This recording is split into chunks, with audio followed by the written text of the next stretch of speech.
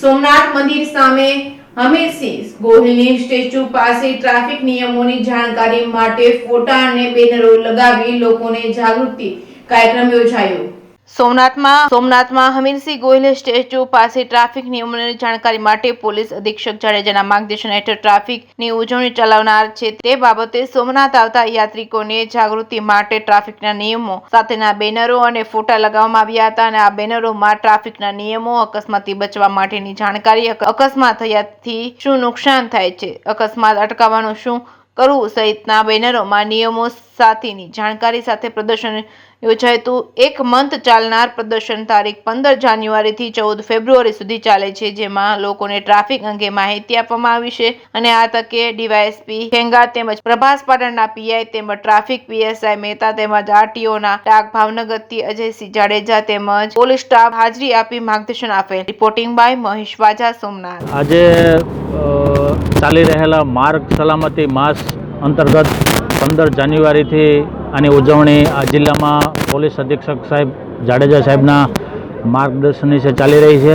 એના ભાગરૂપે આજે સોમનાથ મંદિર ખાતે ભાવનગરથી પધારેલા અજયસિંહ જાડેજા દ્વારા અહીંયા ટ્રાફિક અકસ્માત કેવી રીતે થાય છે અને તેના પરિણામો શું હોય છે તે બાબતનું બેનરો અને ફોટા દ્વારા પ્રદર્શન મૂકવામાં આવેલું છે।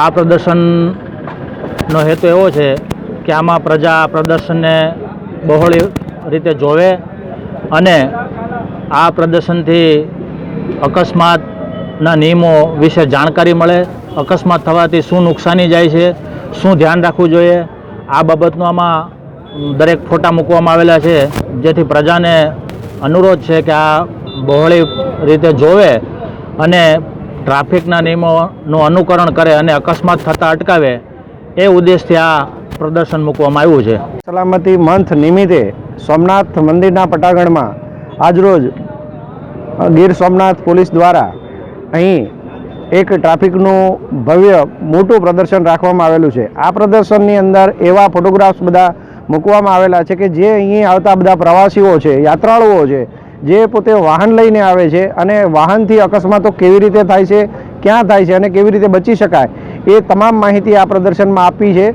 આજરોજ આ પ્રદર્શન માટે હું ગીર સોમનાથ પોલીસ અધિક્ષક શ્રી અને પોલીસ સ્ટાફનો આભાર માનું છું, તેમજ સોમનાથ ટ્રસ્ટનો પણ આભાર માનું છું અને સોમનાથ મહાદેવ સૌને આ પ્રદર્શન દ્વારા અને પોતાની બુદ્ધિમત્તા દ્વારા આ પ્રદર્શન જોઈ અને પોતે અકસ્માતથી બચી શકે એવી બધાને શુભેચ્છા અને એવી ભગવાનને વિનંતી કરું છું, પ્રાર્થના કરું છું। જય હિન્દ, જય ભારત।